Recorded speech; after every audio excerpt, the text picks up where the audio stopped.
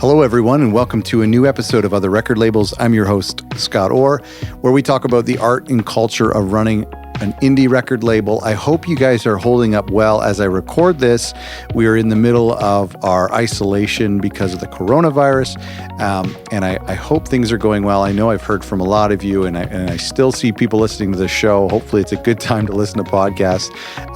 And I've been connecting with a lot of our listeners on Facebook and on YouTube, and just trying to make sure that everyone is still kind of working. For me personally, my goal throughout all of this has been basically just to maintain future plans so that when this is over, hopefully, that I won't be too far behind, or that if anything, I'll feel like I'm kind of ahead of schedule. So that I'm hearing from other people that that's their hope as well.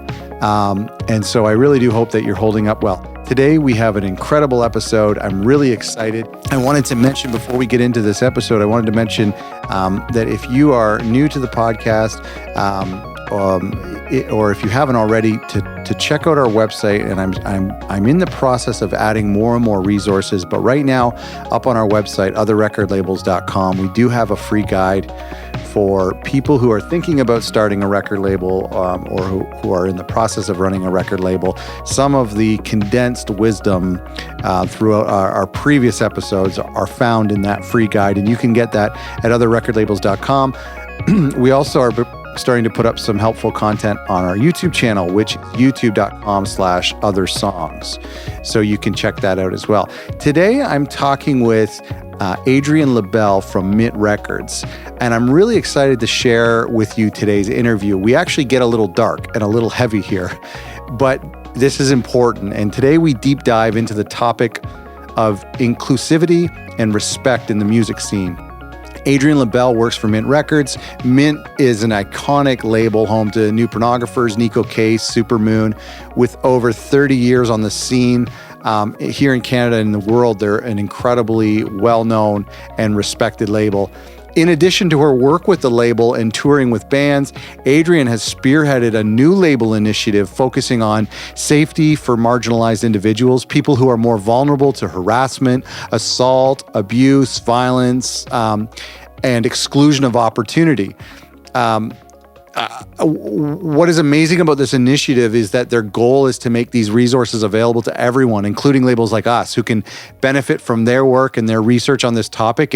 And the hope is that we too can create contracts and safety riders, which is a really cool thing we get into, and mission statements that contain the values held by those of us who want to work towards building an inclusive industry. I really hope you enjoy this episode. So let's talk about the artists. I had read somewhere that there was a little bit of an initiative with Mint to amplify voices from artists who aren't well known or underrepresented or marginalized. Is that true? Is that in the ethos at all? Well, yes. I mean, yes. Maybe I did. That's Wikipedia's fault. I'm joking. I don't know where it was. It was probably from my grant application that I sent you. Oh, sure. Yeah. Okay. Yeah. Because I mean, so I think that, to be, clear, it's like, I don't think that when Mint started, the point was to be some, like that wasn't like intentional. It just was happening. And sure. So one of the first bands that Mint signed was Cub, which was like Randy, one of the co-founders. His sister was the guitar player of Cub. She would sit on the side of the stage.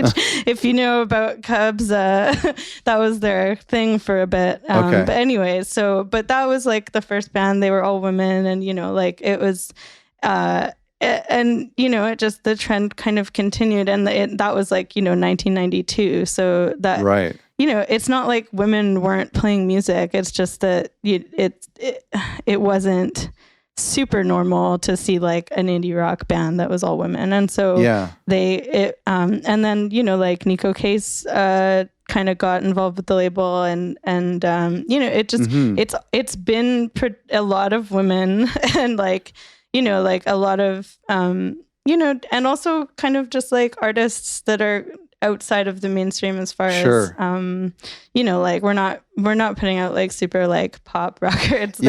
Sometimes they're weird, and it's a lot of kind of I think the point was to just like capture the Vancouver scene when it started, and it's expanded beyond that, but there's still like a lot of similar values that the artists that we work with share. And especially now, I think like, I mean, I can't speak beyond my time there, but I definitely, now that I have a bit of a say in what we're doing, I've kind of been really trying to make sure that we're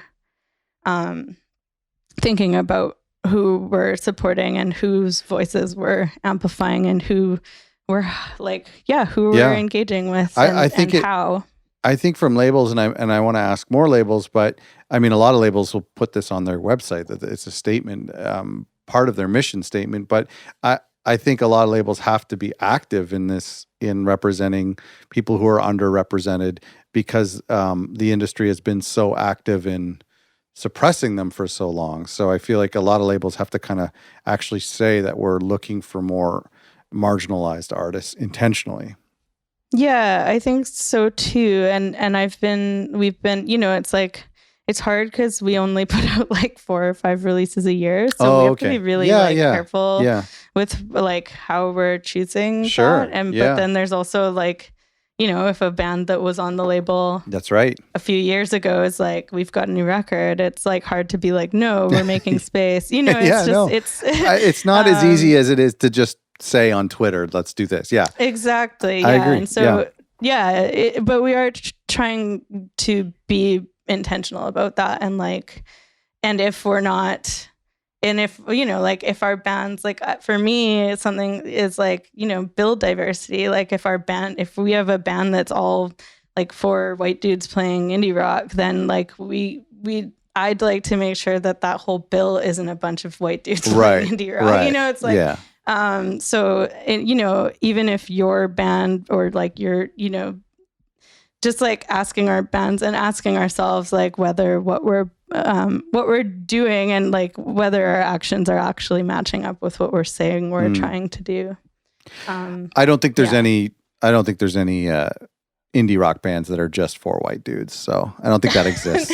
No, I mean, yeah, they all got canceled. They're all gone. No. Let's talk about this new initiative regarding inclusivity and safety. This is an incredible thing. This is really what I want to talk about today.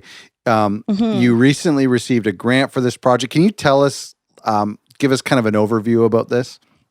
Yeah, for sure. So, Mint just recently received a grant from Amplify through Creative BC. They have an industry initiatives project grant. So I wanted to. So Mint has been like on the same trajectory. Like we've been talking about codes of conduct and policy, and looking at like, you know, the label started with 2 like college students who wanted to put out music, and it's like, the times have changed so much that like that kind of like carefree, like we just want to support music. It's it's not really the reality anymore, because when you do sign more like diverse bands and with diverse members who have various, you know, like things that prevent them from accessing the same kind of like resources and respect as like other bands who might, just based on their looks and experience, whatever. It's just, you have to kind of take into account that there needs to be more policy in place in order to protect those people.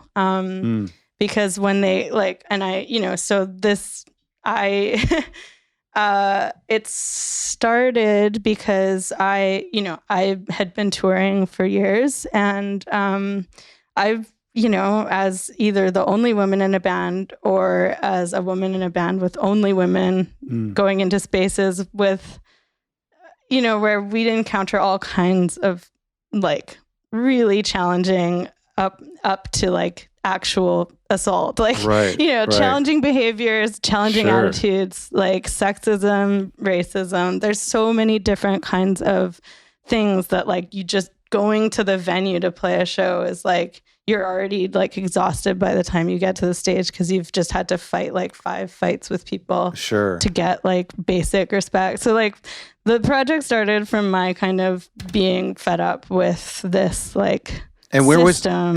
Where was that coming from? Is that coming from everyone? Like, are we talking about promoters, sound men? I mean, like sound men are like the number one culprit, I would say. Yeah, that's right.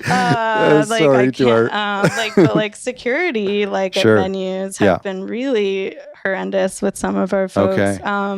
That's ironic. Yeah, and you know, just like even like other bands, right? Like people won't even talk to you. Sometimes you walk in and you're like, "Hey, we're the band that's opening for you," and they're just like, "Yeah, whatever." Like, you know, it's just there's like microaggression upon microaggression, and then like up to like really bad behavior that is like results in like actual trauma. So you experienced, not to say that microaggressions don't either. No, but anyway, so you experienced and you saw how bad this all was. Yeah. And so I'm kind of in this position now where like I started on the label as an artist, and now that I'm able to do more, I'm kind of like explaining what some of our artists have been going through. And then it's not just me, like I started going to conferences in the last 2 years and started talking to more and more women, like people, but in general, but like women specifically who are encountering the same thing on the industry side as well. And like, obviously artists are still facing it, but you know, to know that like, it's not just artists, like industry, like there's so much that happens that's just like, we all just kind of, I don't know, it's like you have this feeling like you're lucky to be there, you know, like it's like, right.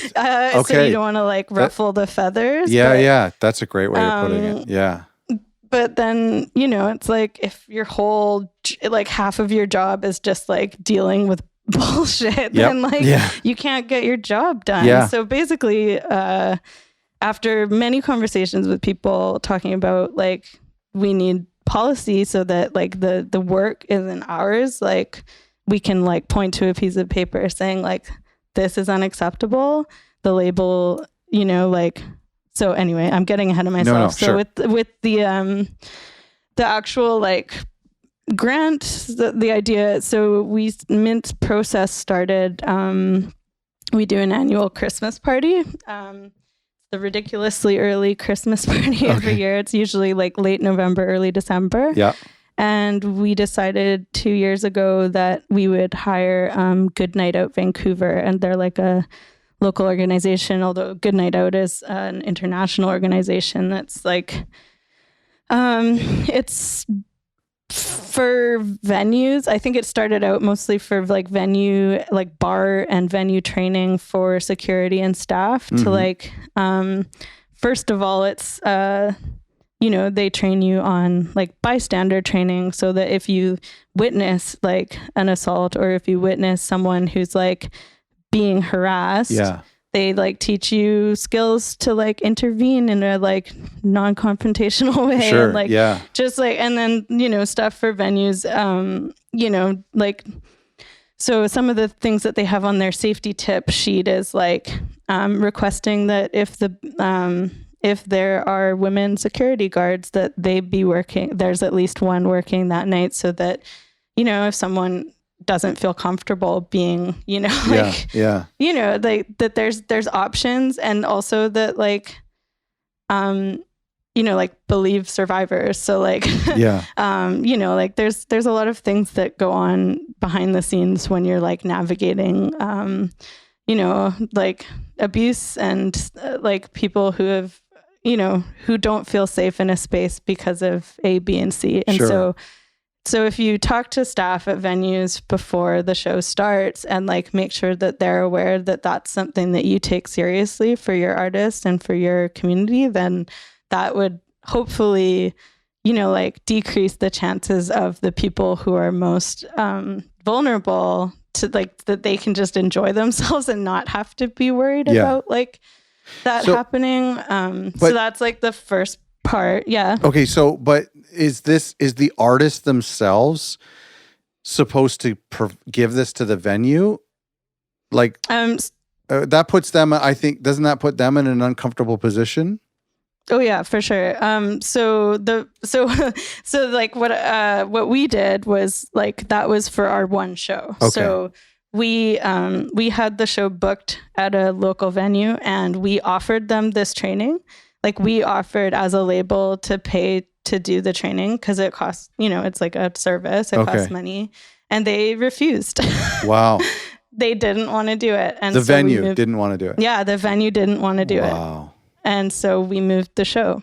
And that, nothing changed for that venue. Like, we don't but, sure. But other venues are doing it now. And so the thing is that then that's not on the artist. It's like, hopefully that we can make sure that you're playing in places that are receptive to this kind of thing. Right. And whether, and even if they don't do the full on training. So another thing that like Good Night Out Vancouver gave to us as part of our training that we did was like a resource, safety resource list, safety tip sheet that you can hand to the venue, like as an artist, or maybe if you have a tour manager that they deal with that, or like the label or the booking agents. Like, I think booking agents could be using this when they're booking the shows and sending. And so what they said is like a safety rider. So yes, I love this idea.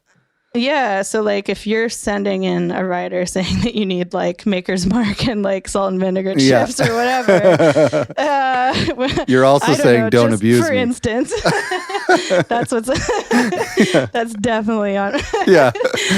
Salt and vinegar chips and no assault. Yeah. And no assault. Just like as a little extra gift. It's just extra if you have that. Yeah, like a little respect and a little decency.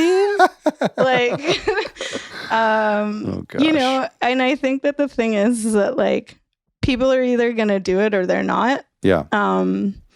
But I think that a lot can be gained from like the people who are setting up the shows and booking the shows and supporting the artists are like, that they can do that work, so that the artist can focus on just like playing a good show. Yeah, absolutely. So with this initiative, what do you hope to create? Is there something like tangible? Is there a packet or a resource or a website? Yeah. So, so the first part is like, we have teamed up with Elevate Inclusion. They're like a consultant, they're consulting with us to help us to draft our own labels, code of conduct and policies. So we don't have one right now.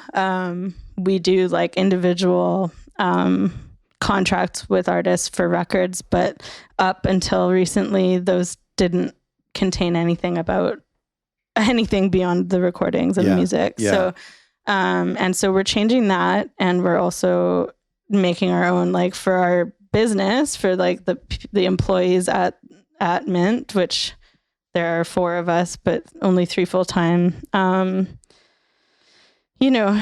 to make sure that we are aware of what we're saying we're doing.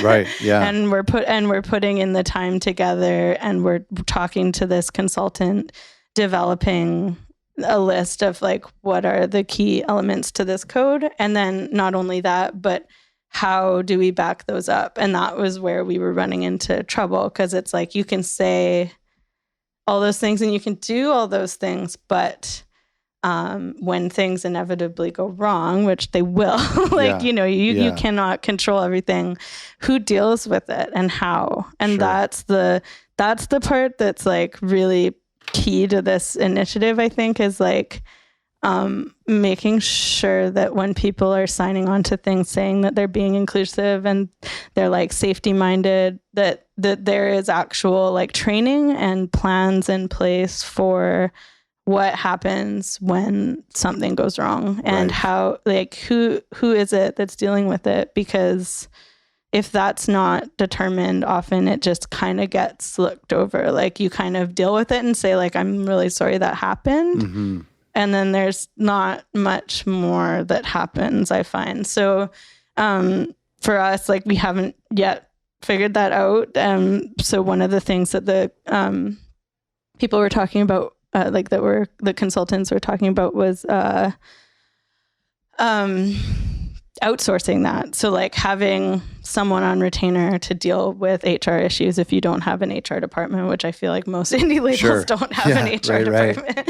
You know, so figuring out if there is someone that you can team up with so that if something happens, you can send your artist to this, or you can go to this person and figure out how to do it. And so then also like the extension beyond that is like, so once we develop this code to what works for us, we will be hiring an entertainment lawyer to go over it and make sure that everything's like legal and everything's okay. And then we will publish it on our website. And so we have like the goal is to, by September, have a resource on our website that can be accessed so that other labels can kind of model off of that. And like, yeah. So you're giving this to other people. Yeah. Wow. That's awesome. Yeah, because like the thing is like Good Night Out and in Toronto, like the Dandelion Initiative are doing this kind of work. There's a lot of organizations doing this kind of work, and I think that it's important to team up with them. And so it's like beyond doing your own thing in your own company, and like you would make your own. So like we would be providing kind of templates. And so the other thing that I forgot to mention is that we're also going to be basing the codes and the policies off of like, we're going to survey our artists and ask them what's important to them. Very cool. And so, yeah, so like make sure, and even the community, and like put it out there to like have, and so that would be another resource that we could share as like a template for a questionnaire that you could change to your liking, but like, just so that you can, have somewhere to start if you haven't experienced depression, maybe you don't know what questions to ask, absolutely. And so like, asking your community, like what is important to you to feel safe at a show, or, like what's missing from our scene, what's missing from the label, like what could we be doing better? And that's something that like, when you're so busy with so many releases and deadlines, it's just like, it really is hard to make time for it. But it's like, I think it could really change the way that music can be experienced for people who have struggled in the past with like not being safe at shows. And even like it prevents people from even trying at all. Like, like people might not want to tour as much because like maybe you go out and something really terrible happens and you're just like, well, touring's not for me because I don't really feel like getting assaulted every week, whatever. Absolutely. Well, I thought that was one of the things that when I read your grant application, I thought that was really interesting, is that not only is abuse, is it like gatekeeping women out of the music industry, but it's affecting their income, and which is affecting the economy. And I think that's kind of really cool to think about. Like that's something that a lot of us haven't thought about. Of course, abuse is bad, but how it affects the economy is very interesting. Yeah, for sure. I mean, right now is like an interesting time. We're thinking about like the economy dictating how we like make these decisions. But like, it's like, if you compare it to like, like the American healthcare system right now, like I think like the touring and like the music business is broken, and it's like it has been built around alcohol sales and like like people get it, like it's built around things that are no longer, that don't work with the way that the world is now. And so it's like this kind of reframing, I think, for a lot of people, especially if it's been like fun and easy and shows have just been like good times, then they kind of get annoyed with this kind of talk because it's like a bummer. And I'm like, you know what? It's also a bummer when you're like trying to play a show and then like someone grabs your breast or like you're like, you know, like it's kind of a bummer when you walk into a venue and the sound guy like asks you whose girlfriend you are or whatever. Yeah, like, that stuff still happens, which is like outrageous. Absolutely. And people think that we're beyond it, but we're not. And like that sound guy is like who's been sitting behind that soundboard since the 70s is like he's just like clinging on for dear life, but he still has so much power. That's right. To ruin a show. And like I said, that tour in July really like, you know, that was like Necking's first tour. They're a band of all women. They're not all white women. It's like their tour manager was a white woman, but like, you know, so like 5 of us going into a venue together, no man in sight. Like, I can't think of one show where like something didn't come up where we didn't have to kind of like figure some really serious shit out to like deal with it, you know? Wow. That's unbelievable. That was like a 10-day tour. Unbelievable. Yeah, right. That's crazy. Like, for a month. Yeah. Anyway, so and I have done that, and that's why I'm like I'm a road dog. I've done a lot of touring, and I've experienced a lot of things. And like you say, that economic thing, like that's, you know, like I got home from a tour in 2017, right before Me Too, like right before, and you know, like I couldn't work for months. Like I couldn't work for about 3 months because I couldn't deal with the amount of like trauma that had like been building up. It wasn't just like one tour, but it was like, that was like kind of the end. It was like, I'd been going on tour since 2011. And after 6 years of like doing that, I was just like done. And I just, you know, and that's, it's like working at like a nuclear plant and getting all this like radiation exposure. Totally. Yeah. Oh man, that's crazy. So you're putting together this resource for labels that eventually will be able to have a template to issue their own statement, make their own kind of contract. But what are some like micro changes that we can make ourselves at various levels? Like, you know, artists interacting with other artists or labels interacting with artists and industry folk. Do you have any advice there? Yeah. I mean, I think about conferences a lot because that's like, conferences are like the place where at shows you don't really talk to people. It's too loud. And then when you're doing business, like doing work, you know, like you're usually just interacting with the people in the industry based on whatever it is their job is in relation to you. So it's like when we're talking to our publicist, we're not really talking about that stuff. And like when we're talking to our radio promo people, we're not talking about that. Like, so I think that like, I mean, one thing that started in Vancouver that I realize isn't a thing elsewhere is like land acknowledgements at the start of a show and like and not making it empty, and also, you know, like donating, you know, like I mean it's obviously like, you know, the what's happening with the Wet'suwet'en is that's in BC, and that's like, but it's not just BC, it's Canada. Like if you recall, like Canada was shut down before this happened. Before COVID, Canada was shut down because people were protesting. And I think, and I know that maybe doesn't seem related to music, but it's like, it's so, because it's oppression, right? And so it's like, by acknowledging oppression and not just kind of bulldozing over it and like saying that this isn't a problem, there's a lot that people can do in their, you know, so like you make a Facebook event, you acknowledge that this is stolen land and that whose land it is. And like, maybe you've donated, like some places have, like some bands have land funds, you know, That's interesting. I never thought about that. Rent. Yeah. So something that I started doing for, you know, like I book tours sometimes for our bands, even though that's not really my job, but sometimes I help book tours and I put together itineraries, and I've started doing research and seeing for each city, like whose land are we on? I know that Sesame, Sesame? I don't know how to say it. Okay. She just put out a record last year, and she's really been doing a lot of that very publicly. I think she was working with a group called Seeding Sovereignty.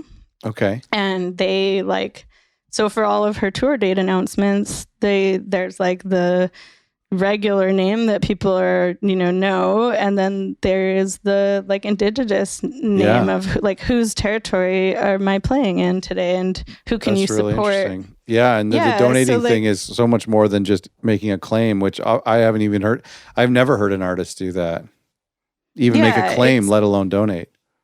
Yeah, and it's been happening a lot more, especially given the like kind of more media and like more urgency and direct action that people have been doing. Like a lot of people in the Vancouver music scene were standing, helping to amplify the voices of their indigenous like peers, and and that's really important. And so I mean, as far as I'm concerned, music is like a really amazing way to bring people together. And it's also a really amazing way to like draw attention to things that need to be paid attention to. Yeah. And so, like the Facebook page thing, not just the acknowledgements, but then we were also talking about safety acknowledgements. And so if you're saying on every event that your label does, you put at the bottom, this is a safer space. We've like done work to try and ensure that like everyone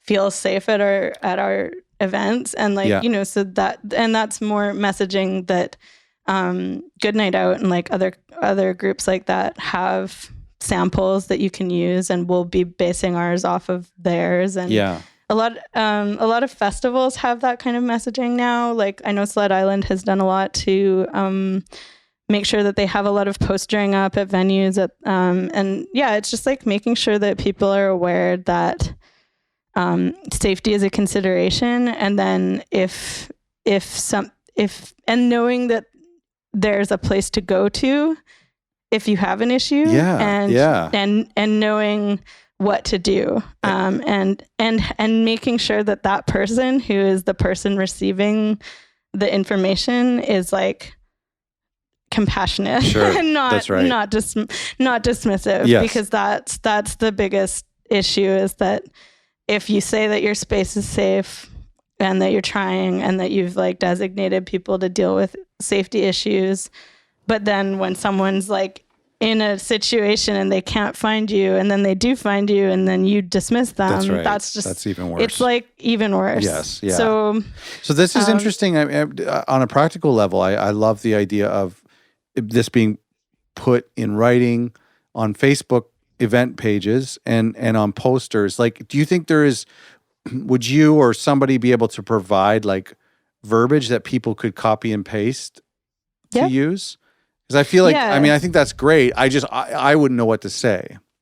Yeah, for sure. And that's where we've kind of found ourselves stuck. And that's why this project is happening, because it's like, I made it my personal project to do this kind of in my spare time when I'm like not busy with the regular label work. But it's like, there's a lot, and it's hard to like know what to say. And also like, you do want to have a lawyer look it over, because you can be liable if you say that you're going to do something and then you're not, It's like, you do have to kind of be able to back up what you're saying if you're going to put it in writing, especially in like contracts and stuff. That's really interesting. Yeah. So you do want to be careful, but so there are a lot of resources. I've been collecting them for the last like 2 years. I've got like a little folder, and so, but I still haven't, I'm like working on it. But I think doing this grant and having like a proper like timeline and a budget and like other people to consult with is like what is going to need to happen to make sure that messaging is like really well thought out, and not just me being like, oh, and this sucks too. Put that in there. Which is like what I could do for days, but But yeah, I think, so there is messaging that's already out there. Like I said, Good Night Out is a campaign it started in the UK, but Vancouver has a chapter. They've been a really amazing resource. They do all kinds of workshops. You can hire them for individual events. They have a street team that is out on Granville Street, which is like the club district. Right. It's like gross. Yeah. They shut down the street and there's just cops everywhere, policing drunk people, and it's horrendous. But so they have a street team that's out there that's every weekend making sure that people have someone to talk to if they don't want to talk to a cop. Yeah, that's right. Yeah. Interesting. So, and the Dandelion Initiative, I was just looking at their website. I know Arts and Crafts, I talked to Bled from Arts and Crafts. He said that they did a workshop with Dandelion Initiative. And I've also been talking with Six Shooter in Toronto, and they are also looking at codes of conduct right now. So awesome. So there is a bit of a thing happening, and it's just it's really inspiring. And the more people I talk to about it, the more people seem to really want to be involved and want to do it. So I think the thing is just as much as it sucks to be that guy who's hey, we're all having fun, but let's talk about assault. Yeah, right. Yeah. But it sucks. I don't want to be that guy. But unfortunately, I also don't want to be the guy who carries trauma forever. That's right. Because I'm a musician. Well, and I like the idea of sending it ahead of time, talking about the issue ahead of time in the emails when you're booking things and before it's an issue. And because then when it's an issue, I imagine if you're going up to a festival organizer during the festival while they're dealing with, overflowing toilets and all that stuff, they wouldn't be very receptive. But to get it all done ahead of time, I think that's a brilliant thing. For sure. Yeah. Send it with the contract for the show. Right. Give it to the book. If you're working with a booking agent, you give your both contracts, riders, your safety rider and your whatever refreshments. Your safety and your treats. The funny thing, exactly. The safety thing is free. It doesn't cost the venue anything. Yeah, exactly. And yet it's so much harder to obtain. Right. That's crazy. Yeah, we would much rather give you red M&Ms than safety. Yeah. For sure. Well, it's that's a lot of work. But that's the thing is that if you then if bands in their town or labels, I do think labels, managers, anyone in the industry really who has artists' best interests in mind, you can reach out, see if your community has one of those organizations like Good Night Out. There's so many of them. Sure. She said, so they're more of a policy thing, but there's a lot of information out there, and I can post some of it on the Facebook group for this or send to you what I have now. That would be awesome. But I also will be updating by September. This project is April till September. So by September, we should have everything kind of ready to go to be shared and to be widely used by whoever needs it. And then the other thing is getting out to conferences and stuff. One of the other things is conferences always now have this diversity. There's always one there's always one panel, and it's usually on Sunday morning when most people have gone home, and it's diversity dive, or it's safety in the music, inclusion in the music industry. Sure. And it's it's always just kind of okay, we did it. Yeah, right.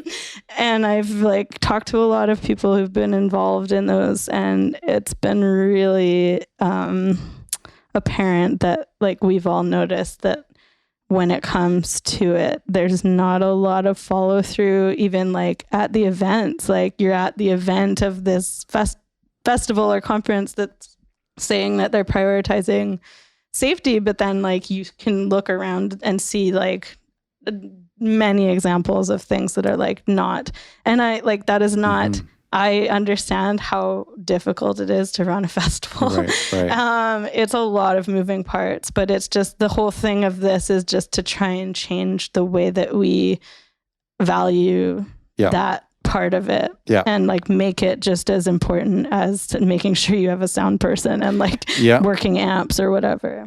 I think what I've noticed about a lot of the Me Too movement is shining a light on these dark areas where people have been able to hide and get away with things.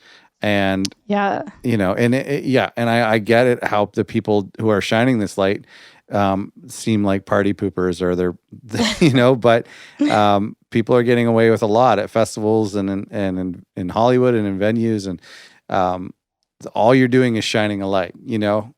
Yeah. I mean, it sucks. Like, I used to have fun at shows. Right.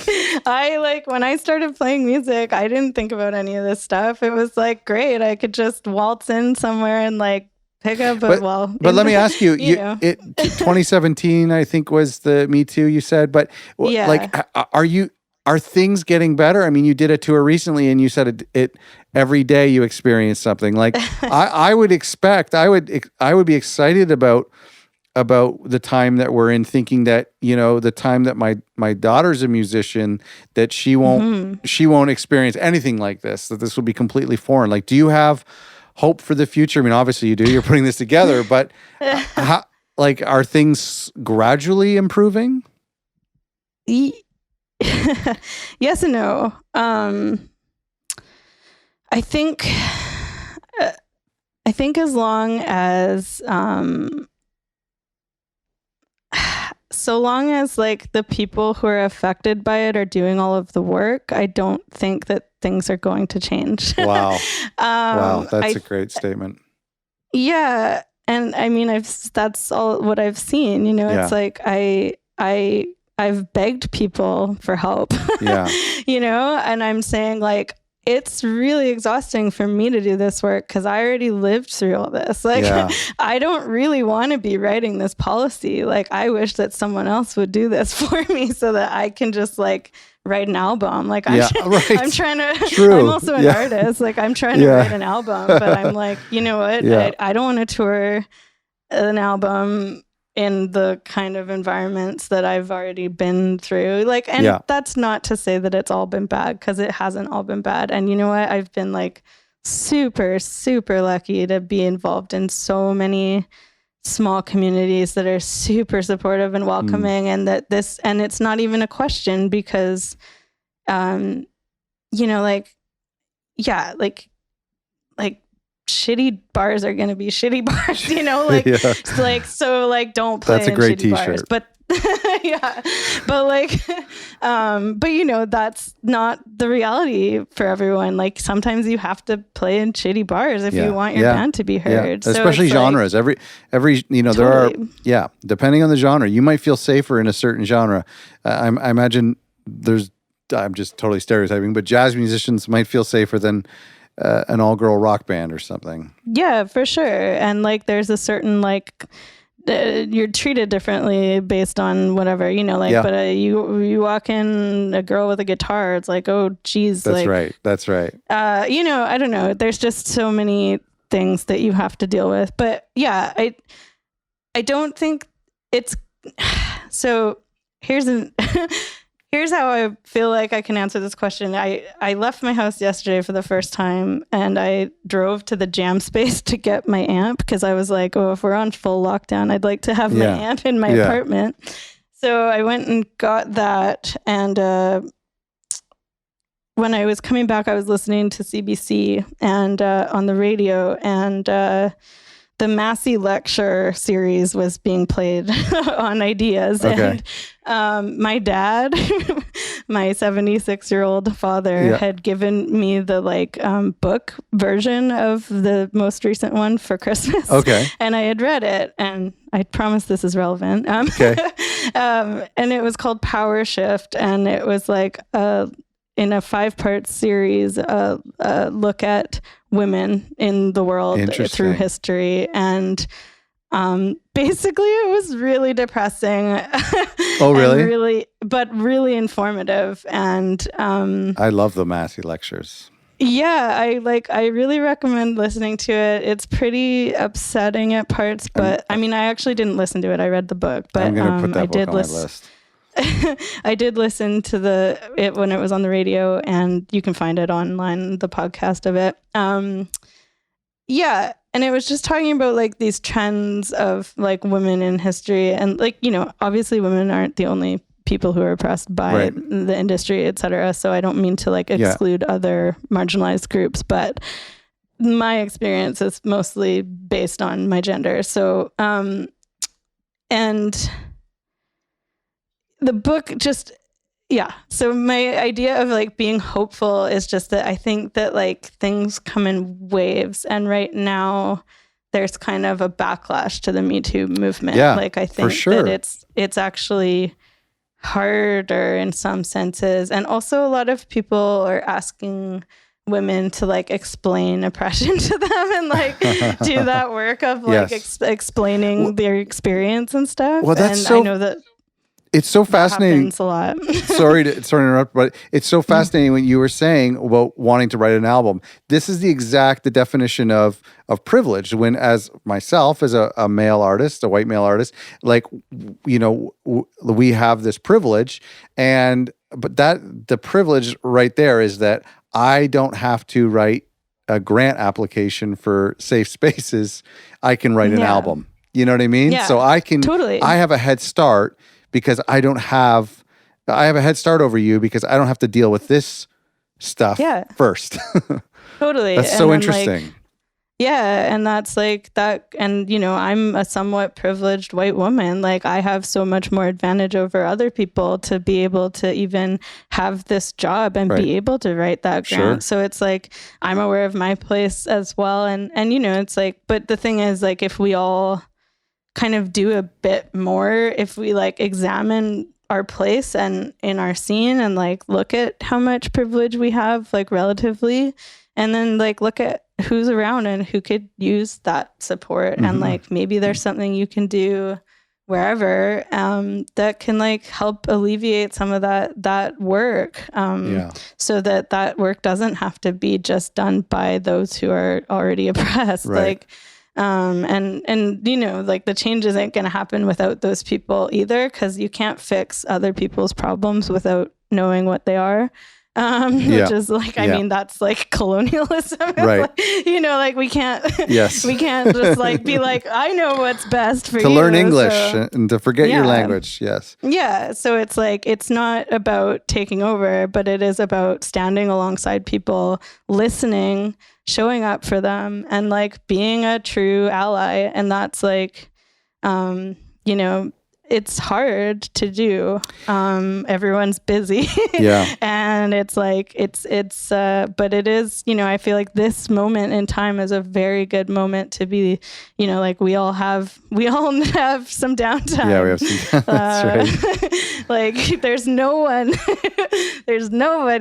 who's like absolutely too busy right now. That's I understand. Yes, people have like a lot going on anyway, but you know, no, I know what you mean.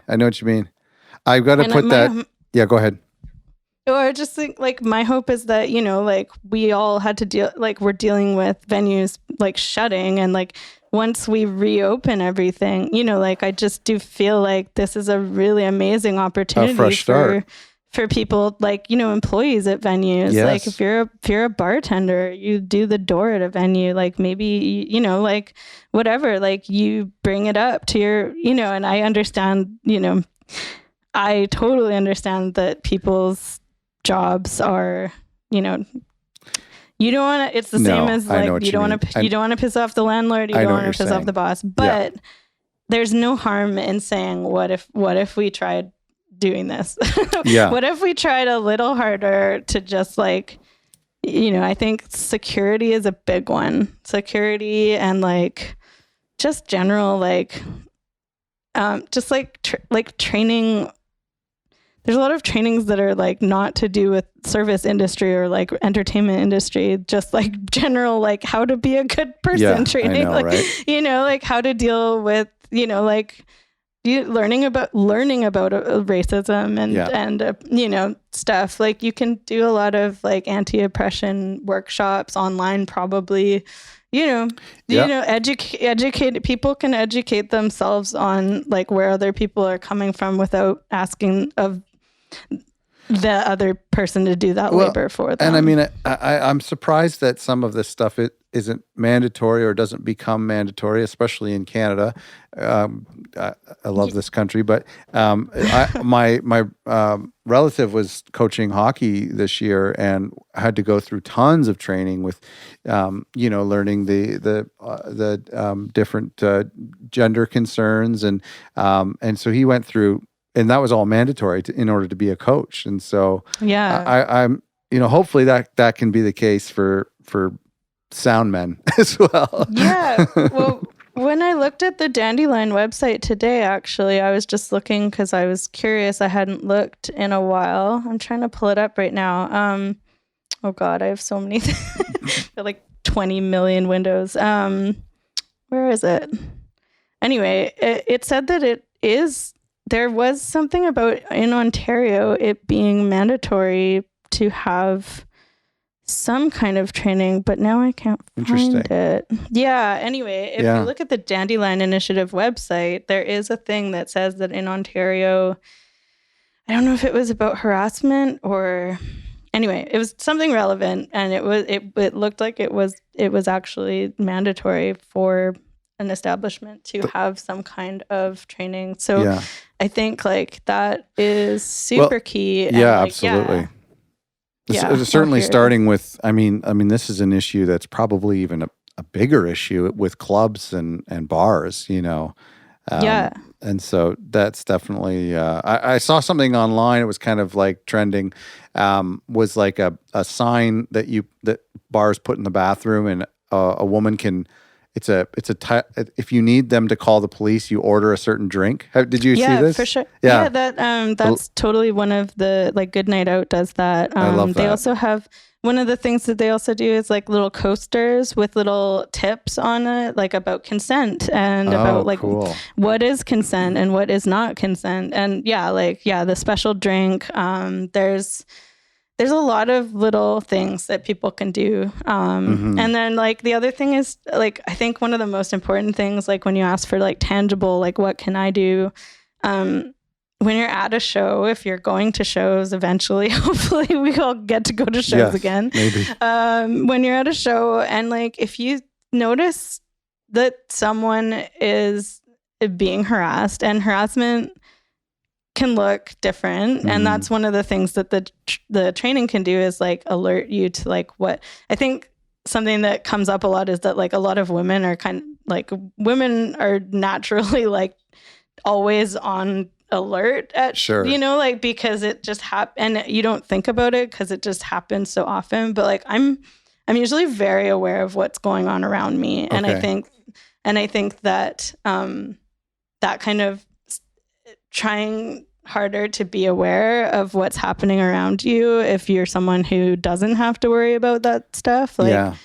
So like one of the things that happened at the Christmas party that like kind of kicked this all off was we did this training, and it was mostly men who volunteered to do the training, which I found interesting. And I was maybe one of two women there, other than the people putting on the training. And I think I was surprised. So a lot of the beginning of it is a lot of statistics just about like rape culture and about like harassment and about what things like kind of look like for people, and with a lot of statistics and numbers. And I think a lot of the men were like shocked at how prevalent it was. And I was just like not shocked. Right. And, and then we go to the Christmas party like a week later, a few days later. And the volunteers who did the training are like there, and they're helping out and trying to just like monitor the dance floor, make sure that people are feeling okay. And at the end of the night, there was a dude who came in, and he was just like, he just like went from woman to woman, and he was just like trying to get one of them to like go home with him, I guess. Right. Like he was just like just really like predatory. You could watch him just go around the room. And I was watching, and then one of the volunteers like finally came up and was like, what should we ask me what to do with this guy? And I'm like, he's targeting women. Like, why are you asking me to deal with this guy? Like, we all just did the same training, and it's just like, and I mean, I don't fault anyone, but it's just like, it kind of puts things into perspective when you're like, you realize that like, I've been aware of this behavior. I haven't seen him do anything super bad yet, but I already tried to distract him and get him to like leave someone alone. Like, checking in with someone, like if you're like, if someone looks like they're like uncomfortable because someone's talking to them and they want them to go away, like you go up and you interrupt, and like there are just like little things like that you can do. But like I think that a lot of people just like aren't really, comfortable with that, which is like totally understandable. But and I find when I see something happen, this happened a couple weeks ago, and in a grocery store, and I find it paralyzing. Like, I just find you see something and you're going, this is what we were just talking about, and now I'm seeing it in real life, and I'm just paralyzed. I'm just like I'm just shocked, and it's almost funny. Like, it's not the act is funny, but I'm frozen, and all I can do is nervously chuckle, and then play it over in my head a million times on the drive home. For sure. And like, I've found myself in that situation. It's a totally reasonable thing. I think one thing that, like makes me feel better is that if I see it happen, and if I happen to still be there after it happens, if I didn't intervene, sometimes I just like to go and just like check in with the person and just be like, hey, I didn't want to interrupt in case like I couldn't tell what the dynamic was, but you seem, I just want to make sure you're okay. And just like, even that, like if something shitty happens to you and you're all alone and then like you see that people are witnessing it and then they still do nothing and say nothing, that's like, that is worse almost because it's like, most people who experience oppression are used to the things that contribute to that. But like, when other people notice and like validate your experience and check in with you and make sure that you're okay, that is so much more help and you don't even really need to do anything, but just like, and if they're okay and they're offended and they say like, mind your own business, then that's fine. Sure. You're like, my bad, and you walk away. Yeah. But like, it's kind of better to make sure that someone's okay than to just walk away and leave them thinking that like nobody cares, because it's like, So I don't know. It is hard though. And it can be dangerous to intervene sometimes. But there are tips about that on the thing. And it's like, it's not someone's job necessarily as like if you're attending a show to like be the police of the show. Right. No one's asking you to do that. But like, just, if you see someone who seems more vulnerable, like if someone's really intoxicated, just like kind of be aware of that and maybe like keep an eye out, or maybe, like talk to someone else about it. And so there's like a couple of people who are watching out, and just, you don't have to do anything necessarily, but you can just kind of be aware that that person might be in more danger than they need to be. Or whatever. Well, this has been so great. I appreciate you taking the time to walk me through this. I think I find a lot of this to be enlightening, and I mean, there's a lot of what you said, and hopefully we can kind of recap later, but a lot of what you said is just surprising. Like, you're talking about the stats that, you went over in this workshop with the men, but I mean, even just a lot of your experiences and a lot of some of the things you said have just been pretty enlightening for me. So I really appreciate it. Yeah, I appreciate you talking to me, and I can talk about more fun stuff. No, you know what? No, I think I do think it's important, and it's I mean, it is like unfortunately it's a dark subject, but it's such a reality, and we're going to be getting back into venues, and we're going to be, I know there's a lot of like startup venues by different types of organizations, not just proprietors of like sellers of alcohol, you know? So this is a great time to talk about it. Totally. And, you know, you asked if I'm hopeful, and I kind of gave a not very hopeful answer, but I am hopeful that at least with this initiative, we can like start the conversation with other labels and managers and bookers, and like, you know, like everyone could use this kind of thing and they can use it to whatever degree works for them. But like, it is important to think about when you're, I think especially in this time when we're like everyone's talking about diversifying and like making sure we're like that we're well representing like lots of diverse voices. We have to make sure that the industry is keeping up with the changes that need to take place in order to support those voices, because it's not the same needs as the old guard. Absolutely. You know? Yeah. So absolutely. yeah, it's just like we had to adapt to streaming. Right. You know, like it's like you figure it out, and then now everyone has a Spotify account or whatever, but like, you know, and it's just like you don't think about it, but like no, it's so true. So hopefully we won't have to think about it. Well, we're talking about this in end of March in 2020, and you have a deadline of September 2020 to get this program together. So hopefully, let's do like a follow-up in the fall. Sure. And just so we can remind people, and I think it's good to have this conversation, and people can look at the different resources in their neighborhood, in their community across the globe. But we'll reconnect when you got more things together, and we'll find out what kind of resources we can steal from you and spread around the world. I mean, I'm stealing them from other people doing the work too. So it's really just like a bunch of people stealing from each other. That's great. That's awesome. In order to share. Well, thanks so much for doing this. This has been great. Thank you so much for listening. And thank you to Adrian for being a part of this interview. And I thank you for kind of for everyone for just kind of sticking with this topic. And I don't know if this is the right time for this topic, but I think it's really important.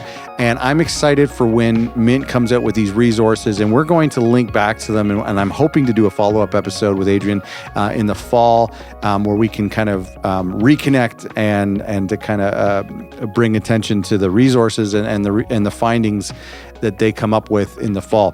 Thank you again for listening. Please stay in touch. You can email me at podcast@otherrecordlabels.com and visit our website, otherrecordlabels.com, when these resources are available. If you're listening to this far in the future, I will have those up on our website. You can also check out Mint Records at mintrex.com. Thanks for listening.